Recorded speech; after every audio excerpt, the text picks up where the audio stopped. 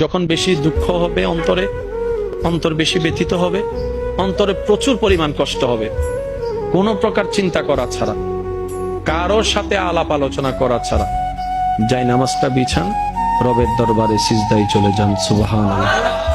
চোখটা বন্ধ করেন, চোখের পানি ছাড়তে থাকেন, মন হালকা হতে থাকবে, সিজদায় রবকে বলতে থাকেন, যা বলার বলতে থাকেন, যেভাবে বলার বলতে থাকেন। মনে রাখবেন, আপনার সেই মনের বেতার ভাষা হতে পারে আপনার রক্ত বুঝবে না, আপনার ভালোবাসার মানুষ বুঝবে না, আপনার প্রিয় মানুষ বুঝবে না, কিন্তু আপনি যেভাবেই বলেন না কেন, আপনার প্রত্যেকটা শব্দ আপনার রব্বুল আলামিন বুঝবে। সুবহানাল্লাহ।